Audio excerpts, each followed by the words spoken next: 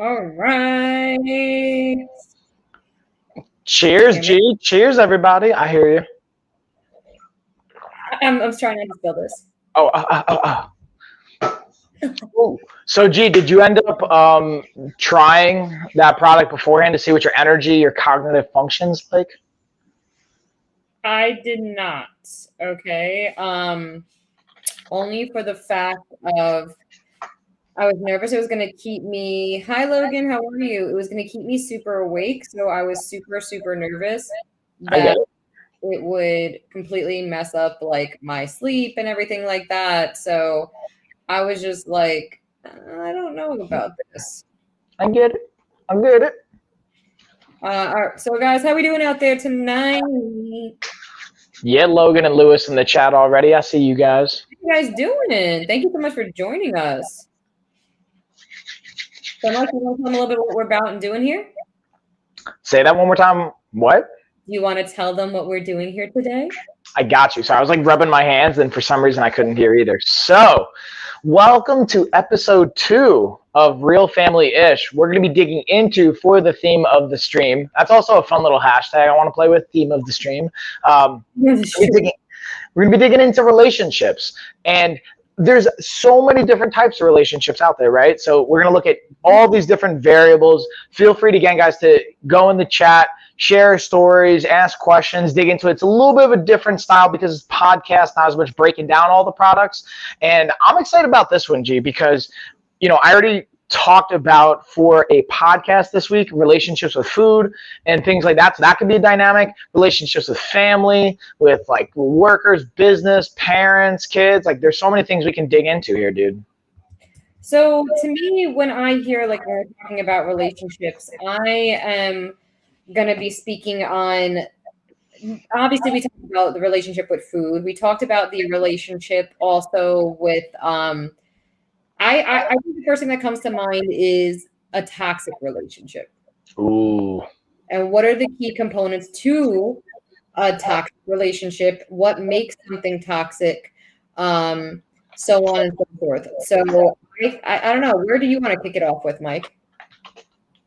Dude, that's a great question, or just a great dynamic to it. I actually immediately wanted to just like Google and see what would come up and what resources there might have to, because I kind of want to like reference bullet points to see if like any major organizations have anything on this. And I'm looking it up, and it doesn't seem like anyone like reliable sources I would use. But the first thing that comes up is subtle signs of toxic relationships, including, and I'm looking at verywellmind.com just as a reference point. So this isn't like the psychology, accredited organization as far as an institution, but like you give more than you're getting, which makes you feel devalued and dejected. I think that's a good bullet point. 100%. And then you feel consistently disrespected, or that that your needs aren't being met. Also, I think valid, right? You feel a toll on your self-esteem over time. Ooh, that's a big one. That's a big one for sure, I feel like. And then we have you feel unsupported, misunderstood, demeaned, or attacked. And I got one more. Okay. Yeah, you feel depressed, angry, or tired after speaking or being with that said person. Sorry, I was trying to see if my live worked over here on TikTok or not. Sorry, I didn't mean for that to play super loud. What you got? So I want to say this. So I think the number one toxic relationship in my life, I think I could, let's do this. What are the most 3 toxic relationships in your life? And I'll name the top 3 toxic relationships in my life. Oh, that's a good point.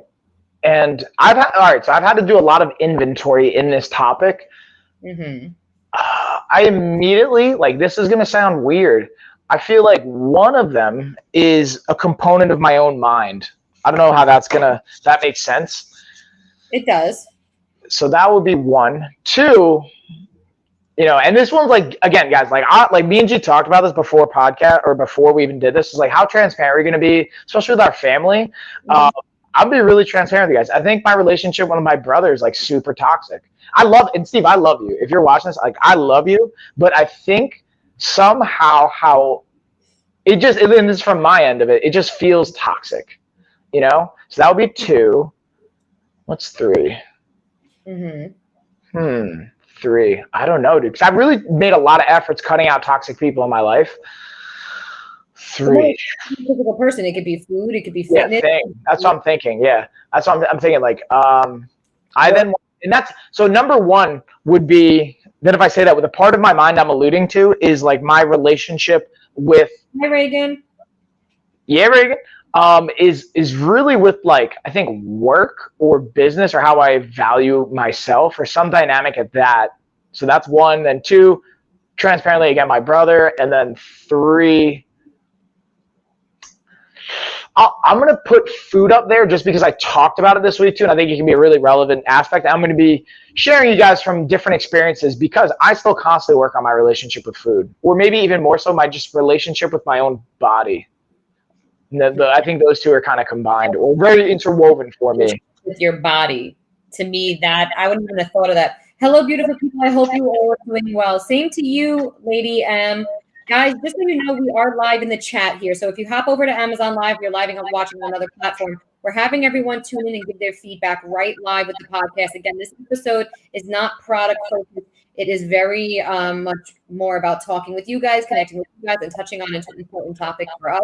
So we want you guys, if you can, hop on over here to Amazon. You can join us in the chat. You guys are absolutely amazing, and thank you for being here. The products we do have in the carousel is just things that we're using right now to go live, to be honest with you. I do actually, I have the new ring that I got because I actually wanted to use this as a metaphor. Check this out. I'll get deep here. And I'm going to just like, this is, where did I put it? I just had it.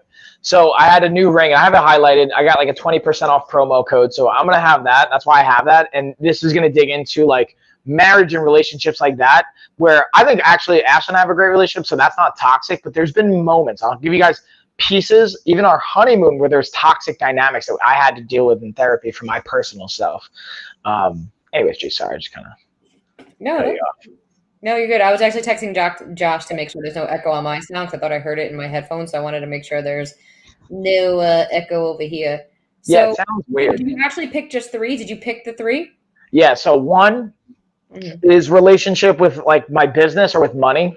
Honestly, I think I kind of have an unhealthy. You would name all 3, then I'll ask the questions. Go ahead. Okay, yeah. So we got my relationship with like money and business and work, maybe just work in general, I think. 2, with my brother, and that's a very complicated one because I also have some great things with my brother too. So it's like a weird dynamic. And then 3 is with my body and with food. I kind of pair those together. Okay, no, I think that's fair. So now embellish on why you feel your business is toxic, your business relationship is toxic.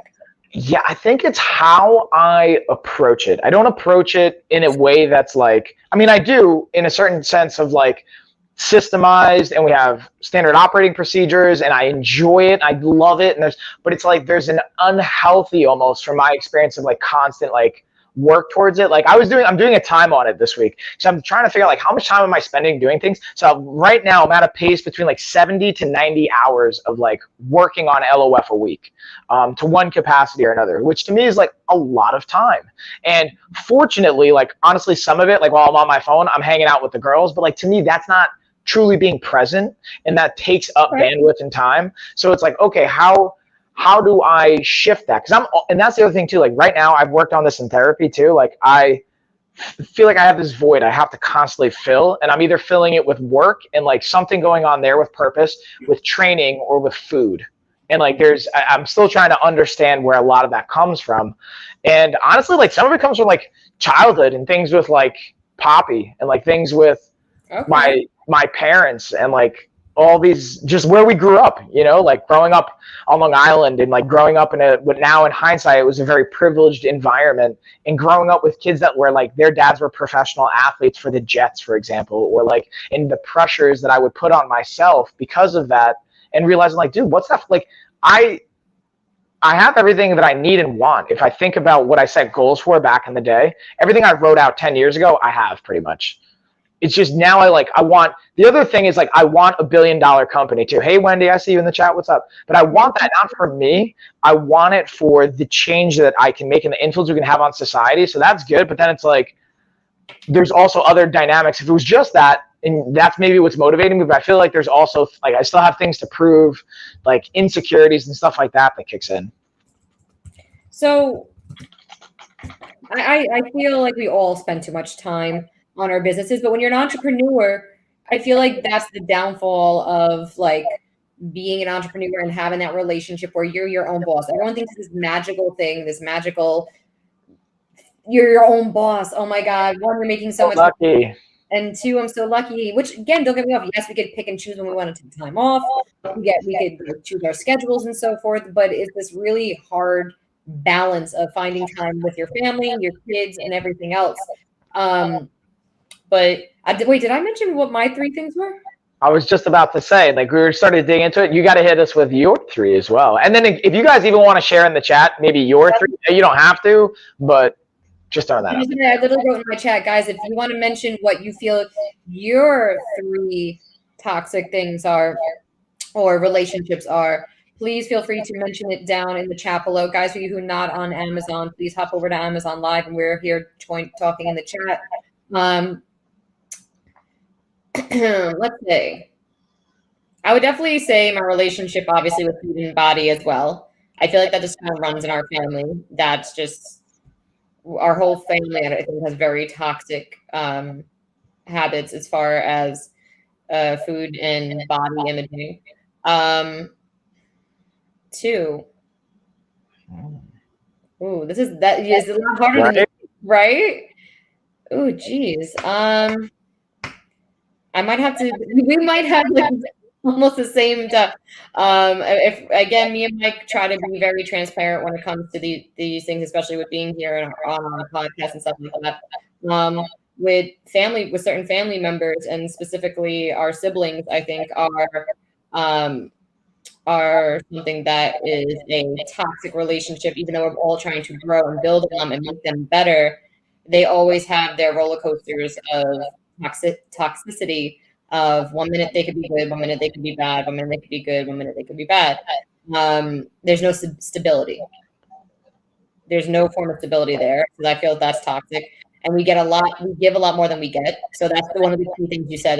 That's the checklist. And the 3rd. Ooh, I don't want to say business. I don't want to be exactly the same as you. But I want to say one of the toxic relationships I have, I guess, would be maybe with your house. No, I'm just kidding. Because your house is awesome. But like, house, Mike? Yeah, you have a relationship with it, right? You live in it. But that's not a toxic thing. No, I'm just saying, like, you have a relationship with it. Doesn't mean it's toxic when I'm just like throwing out different things. They could be inanimate objects, technically, that we might have relationships with, or a feeling. I think a toxic view was feeling accepted. Ooh. Or acceptance.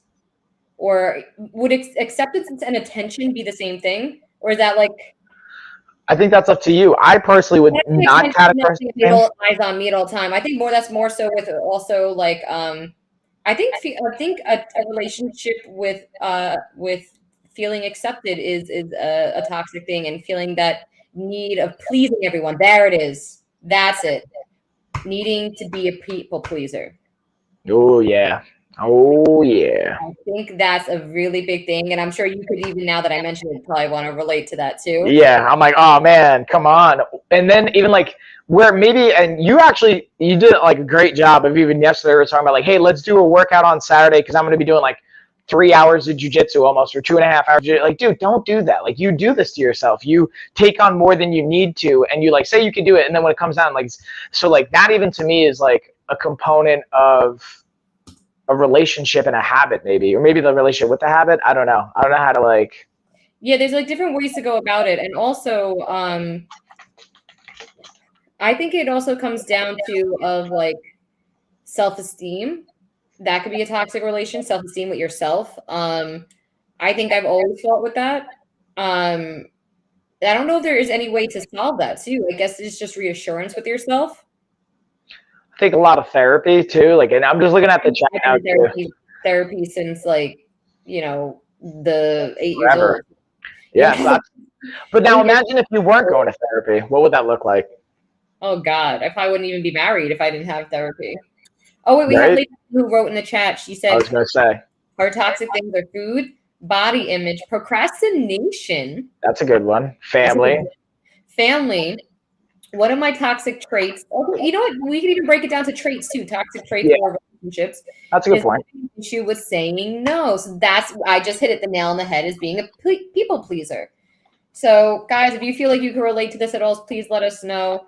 Again, if you're on any other platforms and you only see me right now, if you're on TikTok and Instagram, come on, hop over Mhm. to Amazon Live. We have a chat going. We want to hear from you guys.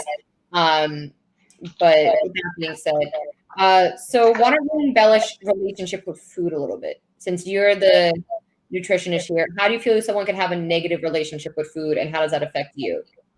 Ooh, great question. So when it comes, I'll speak from my personal experience first, and then I'll share, I think, what I've seen. So like fun fact, guys, I was doing the numbers, and now I'm almost at 3,500 clients in my career as a coach. So that means, and the reason I think that's a significant number, not even necessarily substantial, but significant, is because you start to see patterns, and you start to see different things that start to kind of align with, like we all have our own unique experiences, but there's common things that start to happen or start behavior patterns. And what happens with food a lot of the times is it can become replacive of a drug or alcohol. And what I mean by that is it's a form of, we can express control, we can escape a situation, it can be a comfort thing. There's also like an actual like neurological component from like brain signaling, and then starting to hijack our brain and become reliant upon that almost like a drug. Like interesting fact. So interesting thing. I won't say this is a fact. Interesting kind of thing that I when I was doing podcasts a while back, I looked at this data point or this piece of information, and I'd have to fact check it 100% to see where the source is exactly to share with you guys. But they were doing studies and checking brain activity, and they would look at the activity of someone doing an opioid, and then they would look at the activity of someone eating cheese, for example, and they were very similar. I remember hearing about that. So if you pair like wine and cheese together, that's like a double whammy. You put wine and cheese together, you're just That's a trouble downward city. spiral. But the point of saying that, and where I think it goes back to the food component, is when you're starting to use food as something to either run from something, is something to like mask, comfort, or not directly deal and address with something, can become unhealthy. And the relationship with food is really there to nourish us, right? Food is there to provide for our body. That's the essential tool of food. It gives us calories, it gives us macronutrients, so fats, carbs, and proteins. It gives us micronutrients, vitamins, and minerals. These have so many different roles they play in our body. Like Gina, for example, being anemic and having deficiencies in iron can play a role in so many functions of the body. Or like I'm like B6 and B12 usually deficient, as well as vitamin D deficient, and looking to food to have those things come in can be one component. And when we start to go beyond that relationship with food and looking to food to, like, again, comfort us. And it's one thing, hey, you can have comfort. I'm not saying you can't do that. But if you're starting to say, hey, like I have type 2 diabetes now, or I'm pre-diabetic, or I can't, touch my toes, or I haven't been physically intimate with my partner because I'm so worried about how I look because of my relationship with food, that's where it starts to go, to me, toxic. And that's what I mean with like a toxic relationship with food. And that's partly body image too, like our relationship with body when we talk about like that component of it. But I also feel like too, a big thing is when you say body image too, it becomes when it also affects those around you too. So now, like, yeah. so let's, for example, my mom, right? She feels well, at least not now because she felt like she lost weight, but forever. Oh, I'm gaining weight. I'm heavy. I'm this. I'm that. Oh, like, fix me here, fix me there. Oh my God, I like, why is this sagging? Or, she always felt she was heavier. And I always hear the comments of, oh my God, I gained so much weight. Oh my God, I'm so this. Oh my God, I'm so that. And then when I'm standing next to her, and I either like when I just had the baby, and I'm 4'11" at 150 pounds, and she's 5'4", 5'5", whatever, and 112, 115 pounds. And she's looking at herself like, I can't wear this because it's showing off my stomach, or like I don't feel comfortable in this because I'm too heavy.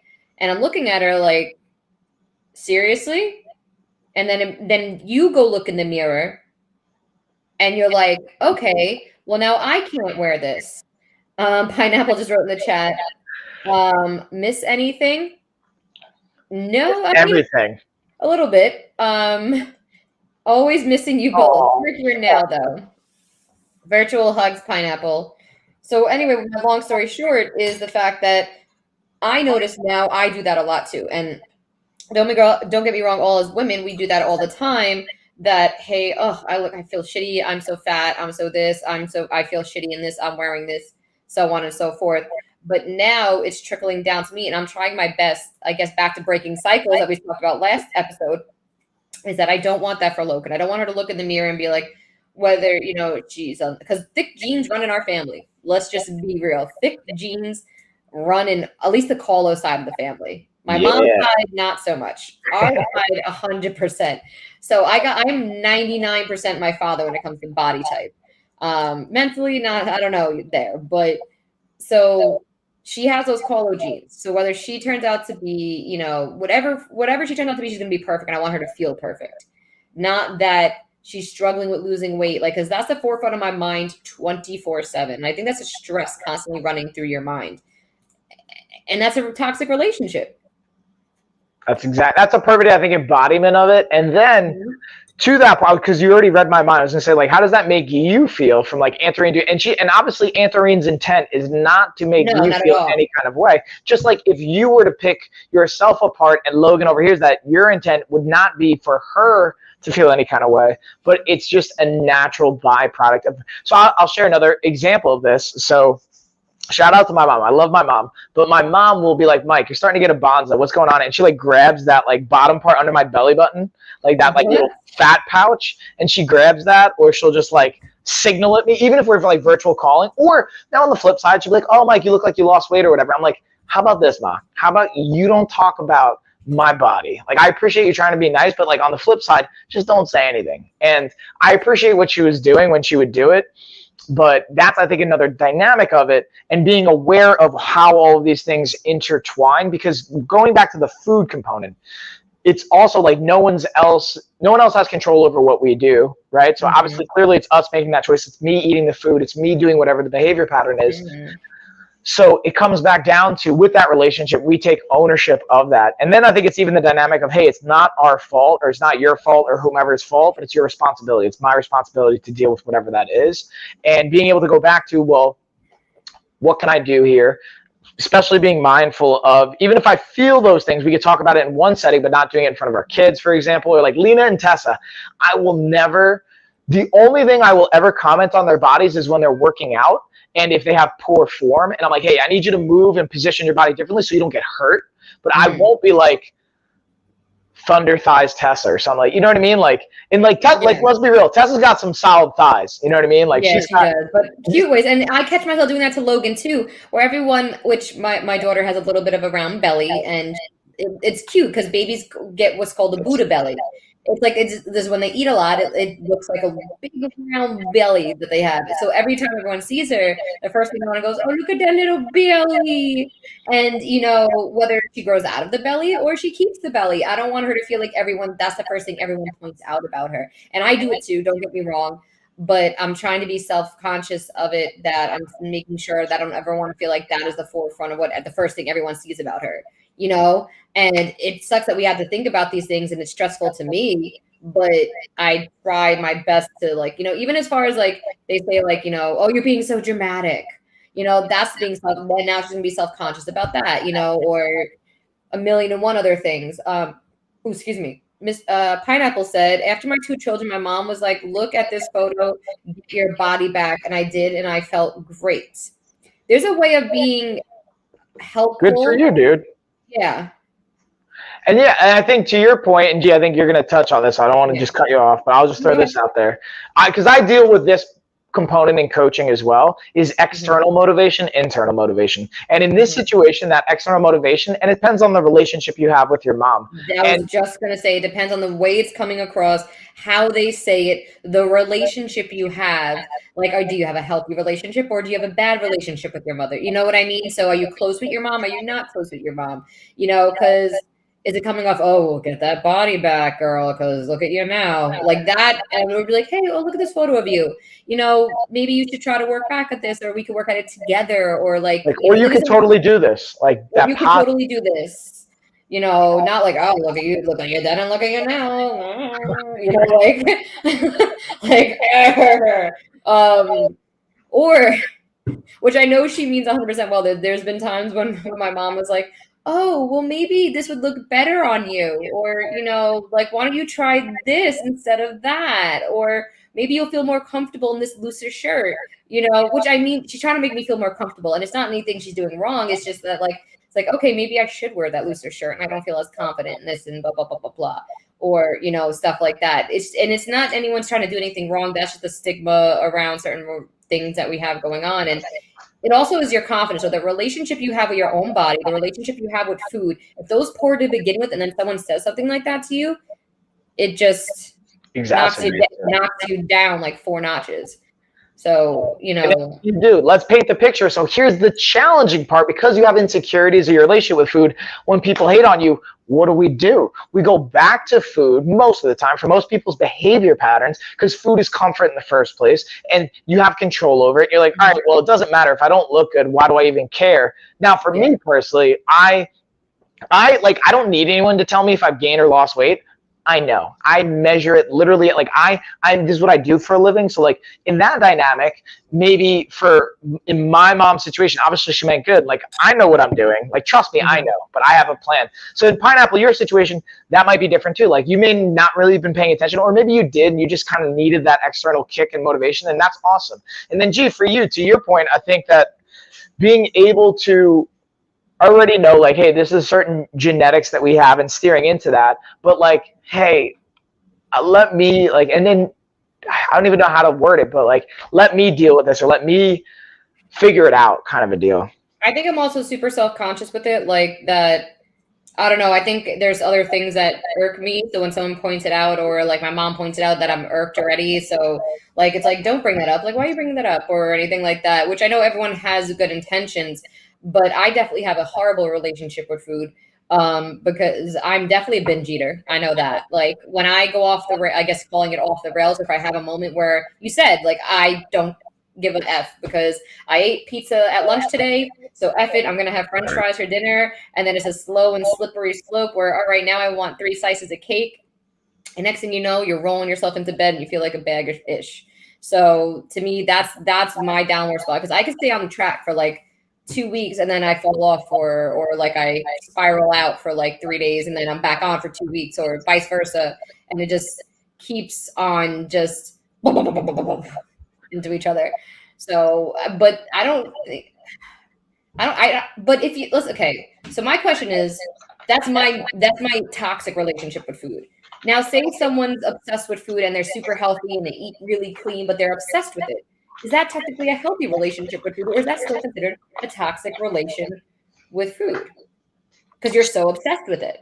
Yeah, that's a really important point that you talk about on the spectrum. So like when I look at having clients that are like physique competitors, bodybuilders, or people in that space, or the coaches, and like this is something we talk about, I think it's like, and I'm not saying like, also there's this, it's a weird thing. Like, so I'm all for having good body image, but I also don't like if you have someone that's morbidly obese on a cover of a magazine saying this is the new health, this is what health should be.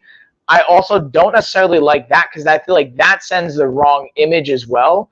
But now going back to like, hey, overly leaning our body composition and like overly like if you're bringing a scale to restaurants to measure your food, like you can do that, and okay, but like what is that healthy too? And when you get that down to it, are you actually getting more? Because like to me, if you're trying to be healthy, when I think about healthy too, when we talk about health, now on the flip side of toxic, we kind of have an understanding of what toxic is. To me, health is quality of life. Is it positively impacting your quality of life and the length of your life? So quality and length, those are the 2 variables to me for health. Like if I had to put it on like an X and Y axis kind of a deal. So, which there's way more variables, but at the end of it, it's ultimately that. So I wonder, like, having that being said and seeing where like quality of life, length of life comes into play with food and with those things, what do you think about that, G, and how that comes into the food dynamic? So I guess I would say a healthy relationship with food, if we're referring directly to food, would be somewhere where you're super aware of what you're putting into your body. You're putting things that are good into your body. You're finding that balance of, hey, I could have X, Y, and Z every once in a while, but I'm also going to make sure I'm putting good things into my body as well. But I'm not going to binge. I'm not going to, be obsessive. I'm going to find that happy balance where I'm a healthy human being and I'm comfortable in my own skin too. So I feel like there has to be a little bit of that balance as well. Oh, Yeah, we got Lady M in the chat. and Food then I carries got some over here really too. emotional for me. I don't think about it just as nutrition for life. I use it as happiness, sadness, depression, anxiety. I need to break this. That's me. That's 120% me as well. Because when I'm sad, I want to eat. When I'm happy, I want to celebrate and eat. Like I deserve this. I did so great today. I want to eat food. Let me reward myself. Food is now a reward. When I'm sad, let me go grab a pint of ice cream and go lay on my bed. I need a break from life. Let me go have a glass of wine, and then I end up eating another pint. I just think this overthinking process and where the life revolves around food. Because I think I wake up every single morning going downstairs and be like, am I going to start my day healthy? In the sense of I'm walking down the stairs, I'm starting, and now that I think about it, like I pour myself a cup of coffee. Is this going to suppress my appetite enough to hold me over to 1 o'clock where I don't eat till 1? Like, because when I was trying to do that fasting, like the intermittent fasting. Like, will this bridge the gap? This bridge my gap. So that's where I'm just starting my morning at. Am I going to work out this morning? What am I going to start my day off as fuel? And how does that make you feel? Now, pause. Now, how does that make you feel? There we go. Okay. Anxious. And am I going to succeed today? Am I off to the right foot today? Okay. So now from there, I probably don't eat until sometimes now I'm not subconsciously thinking about what actually made me change that is I saw Christina and you and Christina talked about it briefly about intermittent fasting, that bro science thing. She put, if you're fucking hungry, eat. Excuse my language. If you're hungry, eat. That's it. So I'm like, all right, but now am I having my chia seed pudding or am I having a bagel? And if I have a bagel, am I gonna feel like a bag of ish later? So it's slowly that's where your life is now revolving around food.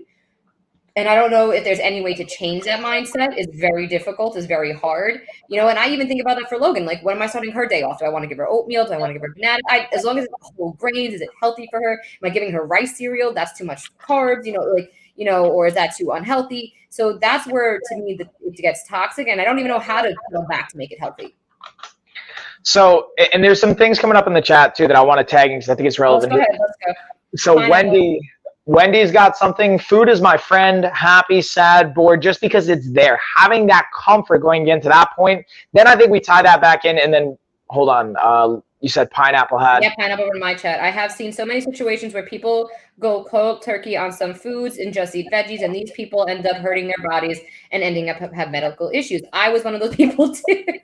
I did that for my fitness competitions. I literally stopped eating and only ate vegetables and grilled chicken for 2 months, and I ended up in the hospital twice. So 100% agree with pineapple there. There has to be a balance, and I've learned that I'm going to put good things I'm trying to learn to put good things in my body, but I'm also trying to lose weight, so that's hard too. Brown rice is good for you. Oats are good for you. Whole wheat pasta is better for you, better choice. But again, are you going to load up on these things that are, supposedly bad? Avocados, they're high in fat, but good for you. So, I try to go to an avocado, but now I'm thinking am I eating too much fat? Am I going to make me gain weight? Am I still being healthy? There's a million and one things that go through your mind with this. And one thing I want to highlight there is what's happening with the brain pattern. That's what I think is an interesting component. I'm not a psychologist. I do have some training from academic standpoint in sociology and psychology, as well as just with certifications like behavior patterns, cognitive behavioral therapy, and there's so many different aspects and dynamics there. So it goes outside my scope. But if you think about what's happening, so this is I think one of the ways I want to try and break it down. Tell me if this makes sense, and then I'm going to tag it in. And I think it'll also tie in there as well. So think about building a road. Our brain is building roads to our muscles to communicate and to get them to move, but it's also building roads to just think. Your thoughts take brain patterns. It's like there's a whole road that starts to happen. And there's this expression, neurons that fire together, wire together. Meaning, so neurons in our brain, they're connected together with signaling patterns. And if you have a certain pathway and pattern established, and they're starting to routinely signal together, like, oh my God, every morning you wake up anxious, or your thought with anytime you put food into your body, is this healthy? Now that becomes an ingrained pattern, as if we're building a road. Then that road eventually becomes a highway, a supercharged highway where you can go fast down it, it can hold a lot of volume. Similarly, in our brain, that signaling becomes faster and easier to set off. So instead of it taking a tenth of a second, it takes 1/100th of a second, and it's your default route to go to. And that's like a very like, I don't know if that's a good way to explain it per se, but that's how I think of it. So when we go to these thoughts, and I think the biggest thing for me as a takeaway is, and I'm very similar this way, is instead of saying, oh, I get to nourish my body, or think of like a reframe. That's where I would say we start, and this is just my perspective, I'm not a therapist, but what I try and say is, how can we turn the have-tos into the get-tos? So you have to eat, right? You have to lose weight. You have to do this to be healthy. How do you turn that around to get to? You get to nourish your body. You get to put in an avocado. You get to, or don't. Like you can, because you can also eat too many avocados. You can have too much of it, anything like that. So it's more about what do we enjoy, and then getting to eat those things, and then having, when it turns into that get to, and you started your morning, like let's say you started your morning and you had your favorite breakfast and you felt satisfied, but we weren't overly stuffed, you felt like you could move and you felt charged about it. That would be a completely different picture than you're like, oh man, I have to drink some coffee, I have to fast, and then at 1 o'clock I can have some food. And then that's even a have to make decision kind of a deal. I think it comes down a little bit too, that it's like everything I eat, is it going to make me lose or gain weight? Oh. I think that's a key component to everything. Because, I'm fine with having a bowl of whole grains and having oatmeal in the morning. But now, is this going to affect me later on in my calorie intake for the rest of the day? Am I going to gain weight? Am I working out enough that day? Am I not doing this? And I know it's all me internally thinking about it, but like even today, like my friend brought me, I was working today and my friend brought me a Starbucks coffee. So like, I'm like, all right, that's like whatever amount of calories there. Brought me an egg white wrap. All right, if I have an egg white right now, I can have this later on and maybe have this, and I won't try to carb up on that, and I won't try to do this, and I won't try to do that, and I won't try to do this. And then by the time I'm overthinking about it, I'm sitting there with a bowl of rice, brown rice, and chicken nuggets, because I'm so tired. But I think it's just trying to find that healthy relationship and balance, but it's a lot harder. I think that's a really hard thing with food. I think a lot of people have a toxic relationship with food, and they don't see it until they say it out loud, that they're like, all right, wow, this isn't the best relationship for me. Pineapple wrote something. So like you want to eat steak, eat it with 3 veggie sides and something warm to wash it down with like soup or tea. Okay, yeah, there's a balance. Like, yeah, if you're getting a nice fat steak, have some veggies, but also steak is actually not as bad, right? Mike, correct me if I'm wrong. Steak is like more of a protein than, yes, it could be fat and a little bit of fat on it, but it's never too like hard for you. And in my opinion, it's about the source and the quality of said any food. You can do this with any food. So that's why it's easy. And this is where like there's a very simple principle. Think about this. And this is, I was talking to Johnny on a podcast. Shout out to Johnny Buck at World Combat Club. I've heard him before. I want to get him on here too to chat with us. He'll dig into some fun stuff. And we're talking about, there's a very simple principle he did with a client, and I think it's a life, and that's what we try and even build, even with like the nutrition courses that we have and the things that we do, is lifestyle based. So in saying, instead of having to think like, oh, how many carbs do I need, and measuring things, we can do that as we need to, especially in acute scenarios of competitions and weddings and stuff like that. But the sustainable long term is, does it come out of a bag? Does it come out of a box? Or does it come out of the ground? Like, that's a very and it sounds simple, but it's tough, right? Think of how many things come out of a bag or a box. If it comes out of something, it's more than likely processed. Now, you could technically say a bag, you could have a bag of avocados. So, but we mean like plastic bag that's processed. So it goes back to the quality of said food. So going back to the steak thing, I love steak. I think it's great. I think you also have to talk to your doctor, depending on what other restrictions or medications it might be on. But if you have quality steak, the fat isn't even fat gets a bad rap too. So do you know this, by the way, by the sugar industry? The sugar industry, and I believe it's the late 60s or early 70s, either 60s or 70s, there was a massive campaign and push where they paid and they compromised studies by influencing what the studies were showing and sharing. So they basically said like, sugar is not bad. It's actually not sugar that's the issue, like fat's the issue, or they put this whole spin on it. And it's been a ripple effect ever since. And this goes back to even like, oh, well, I can't have too much sugar. And don't get me wrong, sugar can be bad. Carbs can be bad because it can lead to diabetes, but anything can be bad. You know, you could aspirin can be bad, like a peanut can be bad, especially if you have a peanut allergy. So it's that dynamic of then starting to objectively, as best we can, which is hard in the brain, but saying, okay, I'm worried about, am I having this, am I having that? What if we, and that's where we systematically make columns. Like, all right, we have 4 columns. Do you have a protein? Do you have a veg? Do you have a smart carb? And do you have a fat source? If you check off all 4 of those boxes, and even that can be stressful, honestly. So it's always different approaches. And that's where we'll even look at, what if we just ate until you were almost full? Like, what if you did that? What if you knew what almost full felt like, and we just reestablished that component, and you could eat whatever you want, but you eat until you're almost full? I think that's a smart idea. And also, really quickly, Justin wrote in the chat, to get caffeine and to avoid carbs, she used to drink 12 Coca-Colas a day at work. Whoa, dude. And then that's definitely way too much. And then we can talk about, Justin, we could talk about our relationship with sleep. Like, and the relationship we have with caffeine, or because, dude, I drink coffee every day, and that's why I go through, even our nutrition course, we do a week where we pull caffeine out, we pull sugar out, we pull out animal products. We're just removing a lot of things to see the sensitivities that we have and then reestablishing them. And I'm going to do a little cheesy plug that's relative here, is you can do a food sensitivity test, exactly like I have highlighted in my carousel, but where I think it ties in, it can help give you some reassurance. Because I had one of my friends and clients was talking about how their dad's actually a doctor. They did some food tests with this test, and they saw that they have a gluten sensitivity, they have celiac.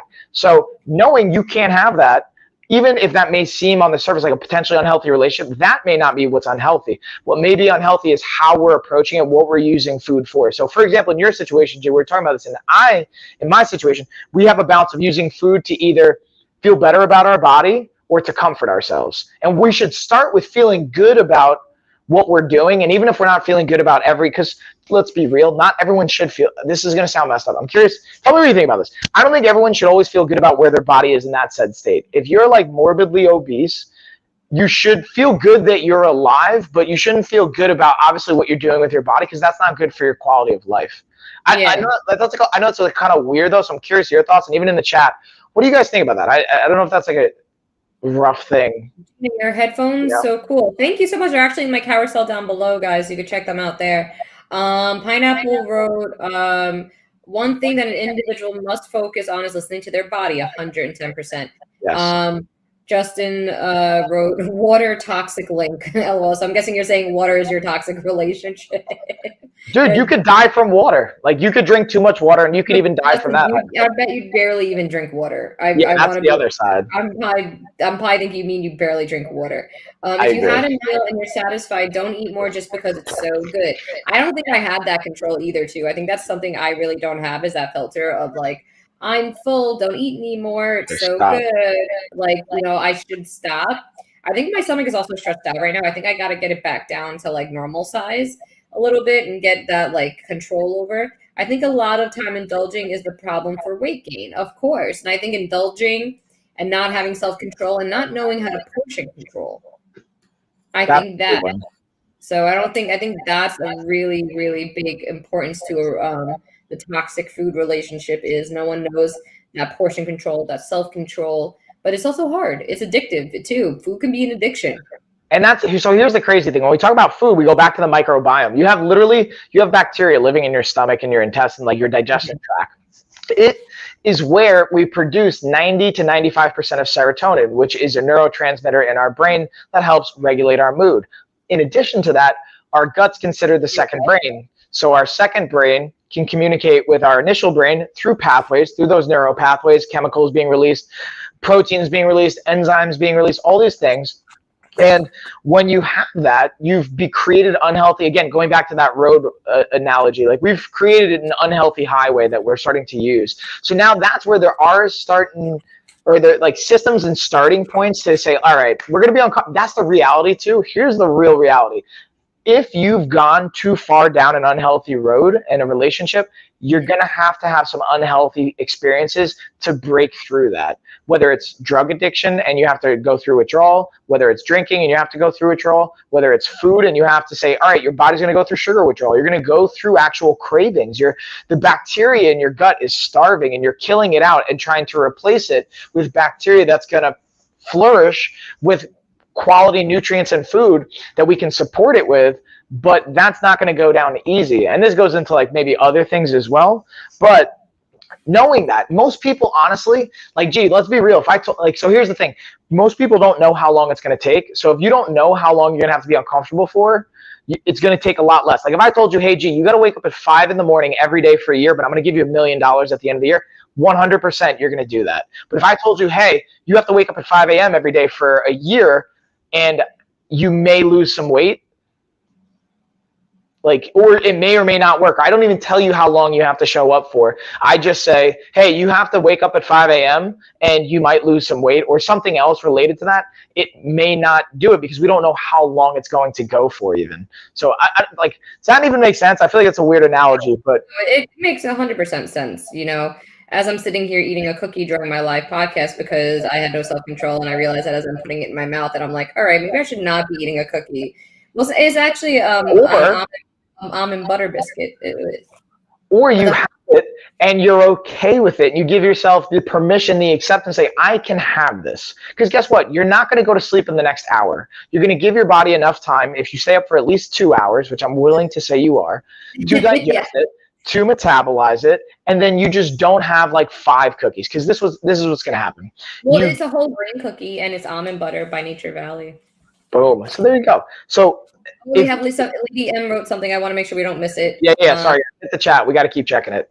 It's hard for me because I get so down on myself when it comes to my weight that I hate myself, which just makes me sadder than I was because I'm sad. It's a bad cycle. 100%. Exactly. Oh, Justin, the food. Water. Oh wow, my dyslexia kicked in. I thought he said water before. It was the work is my toxic link. Yeah, work can be really toxic, obviously, right? We'll read through these and then we'll answer each one by itself. I meant work, a toxic link. Working from home, I only eat dinner, then binge on my midnight snacks. I feel like that happens a lot to me too. Eat when I'm sad. Lady M, you need a gold pineapple. Lady, you need a good friend, someone to talk to and listen to provide you the comfort you need. Well, we are here to listen to you, Lady M, and thank you for sharing that with us. It is a bad cycle. I think we've all been there. I think I do this a lot. I am very hard on myself about my weight, especially since having Logan. And I used to be 110 pounds. Even at my lowest for my competitions, I was 90 pounds. 90 pounds, technically that's considered normal. Yeah, but for our body types and your body type, like... I should never be that skinny ever again. But I would be healthy and happy at 115, 120. Remember, I'm 4'11". So that's average. That's actually technically considered more on the, I think anything over 115 is technically considered obese, or 118 for my height, mild obesity or something like that. Where I am now is just like, according to scales and doctors, is obese. But I think we're all really hard on ourselves. We have to kind of learn how to let up and find what Mike said is realistic for us. What is like our lifestyle, helps our quality of life, not hurts it. Know what we have to go through. Now I'm really curious to try that whole gut thing that you mentioned. Like I want to try to like, so like you clean out your gut, but then what happens if I this, I'm sure this is not good for my gut. No, that's like, yeah, not so hot either. If there's added sugar to it. So what we would do, and that's what, like, again, we're going to do the next live nutrition course on March 6th, but I think we should do a test. Like I'm going to be doing it this month with some people just as a test run. And honestly, that's indirectly a shameless plug. I didn't even realize it's more so, this is why I'm going to break down actually why we do what we do in the course, because there's like a lot of science behind it, like 8 years of me like rewriting it and checking it, rewriting it and doing things and adjusting. And the idea is you just, hey, for 5 to 7 days, I have to suck it up and not put this list of things in my body. It's going to be uncomfortable. I'm not going to love it at the first, usually 48 hours. But and here's the tricky part too, because there's this bow and arrow effect, meaning, and in psychological studies, we see this a lot. If you remove food, you say, I'm never going to have it again. After like a week or 2 weeks, you not only have it, but exactly, it's like you have way more. So if we know, hey, I'm only doing this for 5 to 7 days, I'm just going to hold it down for 5 to 7 days. I'm going to hydrate. I'm going to work through it. I'm still going to have it. We have like veggies and fruit, and you can do a lot of creative things with stuff. So it's not like we're not having sugar at all. It's just the type of sugar and then putting in the type of bacteria that we want. But then what happens once you have it back? The bacteria that you don't want? Well, the food. Yeah, the food. I got you. Yeah, the sugar. So that's also the slippery slope. When think of a colony, like if you're trying to take over a country, for example, if let's say there's like, we'll start with 100%, and if 80% of that country, in our example, they're using the gut as the country, so we have country gut, right? 80% of that's the good bacteria, 20% not so good. It's the type that we don't want, that's really flourishing off sugar. That 80% should be able to out-dominate. I'm like really not wording this very technically. This is a very like simple overview, but basically the numbers play out because it's just like literally billions and billions and billions of columns of bacteria. So the bigger column will win out. So eventually over time, as you feed it more sugar, it goes from 20%, the sugar kind of bacteria, to 30%. And eventually there's a spilling point. So you can have some sugar, you can have these things, but if you have too much for too long, the bacteria shifts. And then now the colonies of bacteria have shifted towards the ones that are reliant on the simple sugars and the non-quality nutrients that we want that are going to be a challenge to overcome. So like, okay, so after the 7 days, right, I get my gut all clean and back healthy. Now to live a realistic lifestyle, that means my gut is still healthy. Like, so what is that like? I'm only really supposed to have fruit, I'm only really like natural sugars?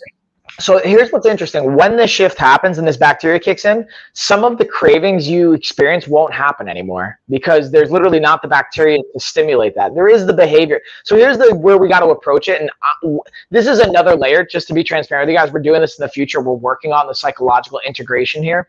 But in the course, we're working on psychological tools, but I'm not a psychologist. So we're actually tagging in other professionals for this and being able to look at not only we have to replace the physiological things that are holding us in this pattern, but what's the psychological and behavior patterns we have established. Saying, for example, after a hard day training, I like to have, I don't know, name a food. Or for me, I'll just use like, so back in the day after a fight, this is what I would do. I would do like 2 weeks after a fight where I would eat like pumpkin pie and like put peanut. So this is crazy, man. I eat so many calories. Like I could eat 15,000 calories in a day if I wanted to. Like if I just want to smash food, I could eat an ungodly amount of food. So I would do an entire pumpkin pie, a layer of peanut butter over it, or Nutella, where I do 50-50 split. I do like half peanut butter, half Nutella, sprinkle it with M&Ms and like Reese's on top, and gross, like, dude, I would just go so hard because again, I would limited myself and then shot back out. And the point of me saying all that, so even when we do things like that, it's a matter of like saying, okay, I'm going to plan. Don't go that hard. Don't do that extreme. But you work in, like, for example, instead of having, 12 Reese's one night, I just literally went to the store on the way back from the gym because I checked my calories and I'm in a good place and I can feel I'm a little hungry. I'm like, I'm going to have 2 Reese's. That's 200 calories. But now is that good for your gut? Is that going to F up your gut? So here's the thing. By itself, no. It's where it becomes a problem is where that Reese's is like, more than what the other, because what I'm also going to eat is I have a Southwest salad in the fridge. I'm mixing up with my salad. I'm gonna have some fermented food on top of that. And I'm gonna have some chicken, and I'm gonna have some nutrient dense things that's gonna feed the good bacteria that I want. So long as we're feeding predominantly the good bacteria, then I'm gonna have yogurt in the morning, and I'm gonna have my Greek yogurt with my fermented bacteria coming in from that. And then I also have, shout out to I can't release it yet, but we got some like just some good quality supplements and options for food for bacteria that we want. And I see the chat's kind of popping off here. I don't want to. No, we'll say one question I did have, Mike, too, but now I got my gut in check. What, like, does it have to be like, say, like Yoplait makes Greek yogurt. It's not 100% organic. It's not 100% all natural. So does that count? Yeah, no, so it can, but here's the thing, the added sugar, as we add more sugar to things, it accumulates over time. So most of the Yoplait is going to have added sugar. Not all of them, I'd have to check it.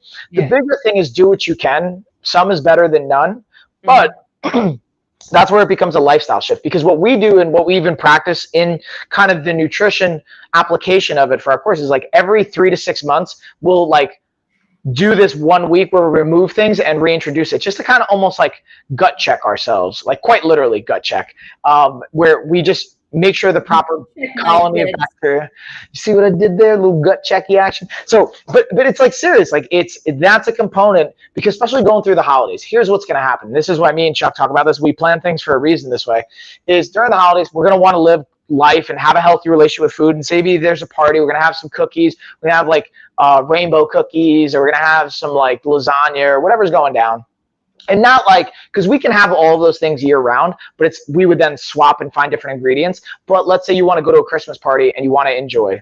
You could do that and then say, okay, now because I did that, I went to a couple parties and my bacteria started to shift a little bit, and maybe I put on a couple extra pounds. That's okay. We're still okay. We still feel fine. And that's like another psychological component. But then we do that reset, we pull out, we fast a little bit, whatever is, and everyone's different too. This is why it's very important. Even in the giveaway, we talk about this is like, we're going to customize it for you, but being able to just have that routine, and that's what makes it sustainable, makes it a lifestyle. So you don't feel like, if you feel like you're removing things from your life and you can never have them again, you're in trouble. Like that's where it's not going to be sustainable, especially because it's food. It's not like, and it's different with drugs and alcohol and stuff, because you don't have to ever have drugs and alcohol again the rest of your life. You need to eat. That's the hard part about food. Eventually you're going to need to eat. So then it's like, imagine if you're a drug addict and you had to take drugs, but you had to only take the right amount of drugs. Otherwise you're going to, you know what I mean? Like, that's crazy. Oh, where's my water? There it is. Well, here's my thing. So is it realistic to say, like, say in your household that like you have the no sugar added products, you have all this stuff, especially with a kid around, you know, is it realistic to say that to have those 24/7, also the price point of these types of foods are ridiculous? So like, of course, I buy, Gerber makes its own cookies, right? Or like baby snacks. Yeah. Now, Beach Tree makes supposedly no preservatives, no additives, no GMO. Now, for like 5 bars, it's like $10. You know, $2, like opposed to Gerber, that's like $3 for 5 bars or whatever it is. So that's kind of a sticky, sucky situation, should I say? Because like, you know, we have to be affordable, but at the same time, when my kid goes and starts going to school, is it realistic to have this all in the house when every day they're going out and, you know, having those chicken nuggets at their school lunch, or the shitty pizza, or anything like that? Or do you control it as best as you can in the house? And when you go out, it's a different situation, or, you know what I mean? Like, yeah, sorry. I was just gonna say, great question. Like leaving the house. My thing is like leaving the house. Like, I'm so healthy in the house, and then I go to my parents' house, and it's like, all right, I have nothing to eat. So I think that's another place. So unless I'm sitting in the house and not, you know, and not leaving. Oh, wait, hold on. I saw that we got a few messages in the chat. When I get to meditating, crafting, and creating, it helps me deal with some of the insecurities.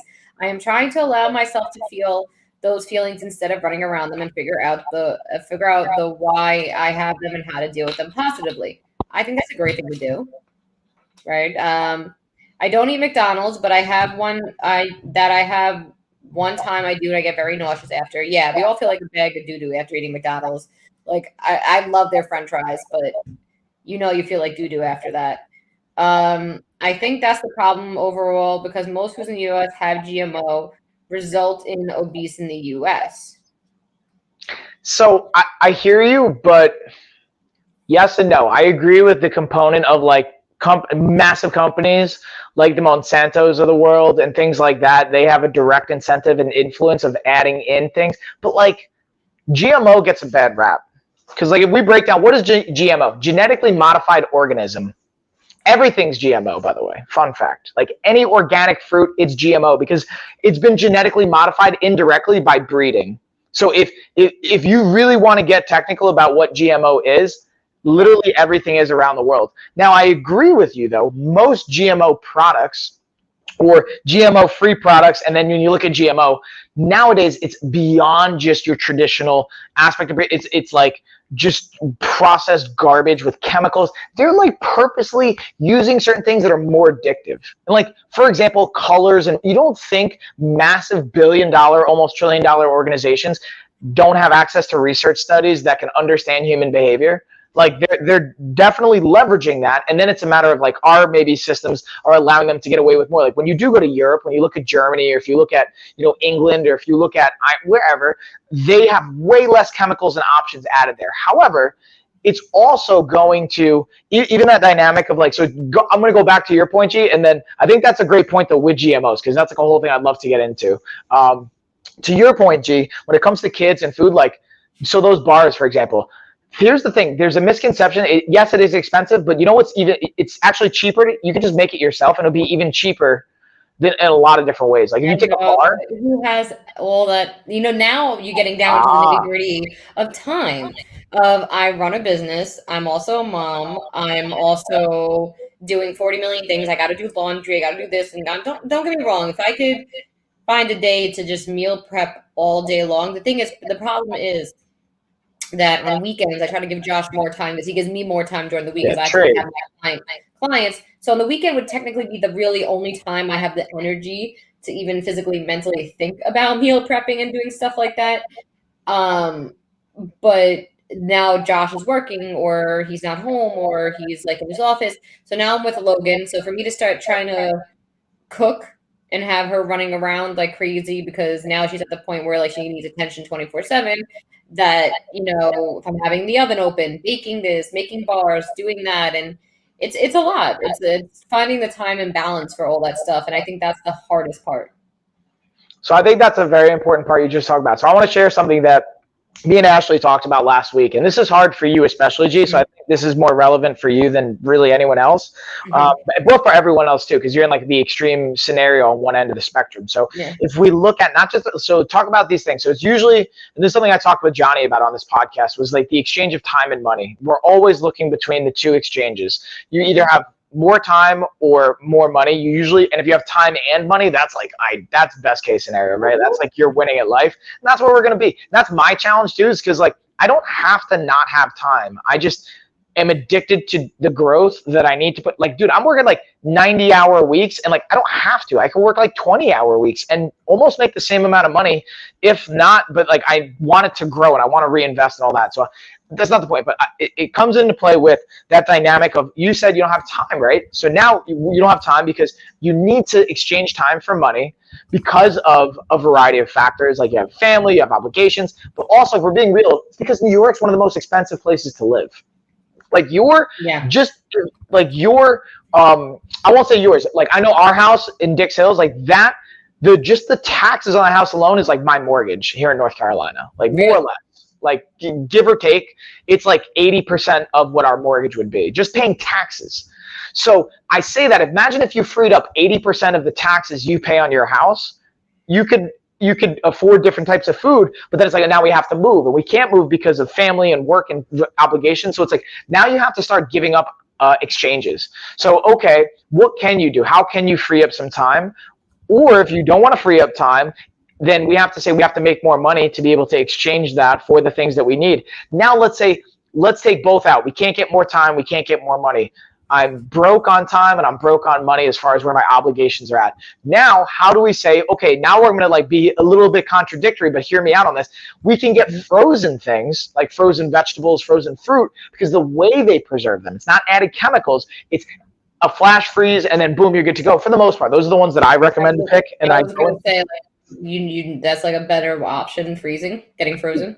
Exactly. And what's interesting, what they've kind of done in different types of evaluations is when you flash freeze fruit, instead of having it go from California to New York in like a box or whatever where it's not going to be frozen, you're actually preserving more nutrients because you're getting it right when it's fresh. So you're locking in nutrients and preserving some of those components versus letting it be organic and fresh, but it's an organic and fresh in California. And how long, what's the fastest, even if it's like, I guess a plane, you could transport it, but like things aren't really going that way. They're going by car. So the fastest you're going to drive from California to New York is what, like 3 days, 5 days? Yeah. So that's like 3 to 5 days of rotting off the vine or off the situation. So it's actually like sometimes better to get it frozen. Or again, if you don't have the time, let's be real. Like, pull out your phone right now. How many hours do you spend on your phone and on social media? I'm going to call you on some shit. So I know that's your work, but like I imagine that you could find time throughout your day where you could meal prep things, even if it's one thing. That's a good question. I want to say it's like in settings. But I also saw the chat kind of going a little bit. Oh, you want to check that out? While I look? Yeah, let me see. All right, so yeah, I'm going to read the chat. Let's go back a little bit. When I got, all right, I got that. And then Jing said, I think that's the problem. Okay, so yeah, blah, blah, blah, blah, blah. Jack said, our products are used for the care of body parts. If you need to go to the listing product. Jack, what are you talking about, dude? What are we talking about here, Jack? So it says on average, I spend 10 hours a day on social media. Now, let's be real. A lot of that's work, right? But let's even say 20% of that, just 20% of that is not work. So that's 2 hours. What could you do with 2 hours? You could make a lot of food. You could do a lot of things. You could work. Here's what you could do in 2 hours. You could take a nap. You could take a 30 to 45-minute nap, which is all you need for one sleep cycle to catch up on sleep. You could get a 20 to 30-minute workout in. You could take a 20 to 30-minute shower or bath. So that's what? We're at an hour and a half. And then you could do 30 minutes of meal prep. Not even making the food. You could just chop some stuff up, set yourself up. And then the next day, you make the food. And then you just repeat that cycle. You could hypothetically, like, again, that's easier said than done. That's like to the minute. But just even saying that, I think it goes back to we're like, oh, well, like I don't have feeling the lack of control too, which comes back to some psychology too. But like you have control over every aspect of your life. You don't like something, change it. And that's a very hard thing because we found ourselves in these positions for a variety of reasons. But like, that's why, dude, I left New York, man. Like I left New York because I knew what my life was going to be if I stayed there in a lot of ways. And me and Ashley, going back to the point I was making with this client, Ashley fired this like massive client, like really worth like $75,000 a year. And to be able to do that, we obviously financially take a hit, but I think it's a worthwhile exchange because we have bandwidth that opens up to apply to other things. And we can have more family quality of life. So it's sometimes we have to make decisions as much as that's uncomfortable. Maybe we have to move, maybe we have to, like, I don't know, it looks different for everyone, but my point of saying that is shifting the mindset and just finding some aspects of control and some things that we can get to do. But now and I miss Pineapple's comment, for me, I value family time more than work and money. LOL, if that makes sense. No, I get that. And that's what I'm saying. So like, and that's where I go back to like where I have an unhealthy relationship with work. Both my parents are workaholics, and like I love them for it. Like, and we are where we are because Poppy's work ethic, Nanny's work ethic, like Uncle T's work ethic, and like we're here because of that. Even my Umi and Upi, because of they left. Like, dude, I'm like, in my opinion, I live the American dream. My family made the American dream on both sides. Like if you think about Poppy and Nanny's family coming from Italy, coming over here, working, hustling. Now they have where Nanny lives in Brooklyn. Think about how much that place is worth, let alone on the other side. You know what I mean? Like, let alone, and like she'll never leave there. She's just going to hold it down in Brooklyn until the day. And I love you, man. I get that, man. I totally get it because that's literally the house that Poppy built with his hands. Like, I get that. So then on the other side, saying, hey, we left the country, left Germany, like Nazi Germany, World War II, post-World War II, crazy Germany, come over to America. Salud. And basically be able to create a life in New York and have something that, like, you know, it was really, again, I think it's the American dream, but then is that what I want? Like, do I want to be working, 70, 100-hour weeks where, like, I have my Umi and Upi, our grandparents felt more like parents to me than my parents for a variety of reasons, but mostly because they had to work so much. And I understand it's a sacrifice, but, like, did you need to? Did we need to live in that house? Did we need to live in Dix Hills? Like, you know what I mean? Like, we don't have to do those things. We can live elsewhere and make less and be okay with that life. But like even like you can live hypothetically in like upstate New York. You can live 2 hours out of New York City. You could technically go see. I'm not saying that's what you should do, but I'm saying like hypothetically, like you can live 3 hours outside the city in upstate New York somewhere, and you could actually, I don't know how that would work out with Justice, but like maybe you live just enough, just close enough. Like, how far away from is like you guys like an hour ride from Justice? 2 hours almost. So there you go. You could go 2 hours up north from where he's at in that direction and get a way cheaper place. Like, but that's like a whole other. I understand that. I'm just saying in that scenario. My mother would kill you for saying that. Sorry, but hey, guess what? Is it like? I don't want to get like, I'm not gonna, not in a shitty way, Anthony, I love you, but like, hey, Anthony, she's gotta live her life, right? And you have to. Now that also makes like raising a kid harder because then maybe you don't have family around to help out. Yeah. I was really lucky from moving from New York to with my in-laws where they're at. Like I literally lived next door to them for the first year of Lena's life, like 2 years almost. And it was clutch. So I was super spoiled in that sense. But like, again, these are like, I say it's like luck, but to me it's preparation and opportunity where they meet is the luck thing is what I've always heard. And I like that expression. But dang, again, it's tough, dude. That goes even back to the toxic relationship thing. Like, what pulls you to staying? Like, why do you care about it? I mean, I love you, Anthony. Like, I care about what you think, and I get it. But I'm now genuinely asking, like, why do you care what your mom or your dad thinks? It's not so much so that I care what they think, because honestly, that wouldn't sway me of whether I'm moving or not. It's more so of what would keep me here is, one, more so I like the lifestyle over here. I don't think me and Josh would be happy with the lifestyle or the living, like, I guess I get lifestyle of upstate New York. We don't like that slow paced country life. You I get know, that. also our work, I mean, yes, we could work remotely, but 90% of our clients are here on Long Island in the boroughs. So traveling would be a pain in the butt. And we like that hustle bustle. We kind of like that. I need people. I Yeah, need people. I'm very what's extroverted. extroverted. So Yeah, I like my friends. I like going out. I like going to cool restaurants. Not saying upstate New York doesn't have that, but no, I'd it's be different. homesick way too much. I would want Logan to have that relationship with my mom too, and I would miss the help and stuff like that. So there's a million and one factors. Again, I don't think I base any of my life decisions on what my parents or other family members think at all. Not, no offense to them, but it's my life. I'm going to do whatever I kind of I do what I want. I'll do what I want. So I don't think I've really ever based those decisions on them. I'm going to do what's best for me and my family. And I think, like, being close to my parents is also beneficial to us, that they help us with a lot of things. And I want Logan to have a close relationship with them. Gina, that's why I like New York too. Exactly. My brother keeps saying to come and move to Vegas. Lots of opportunities for kids. Sounds great, but I just can't because I need my parents and they need me.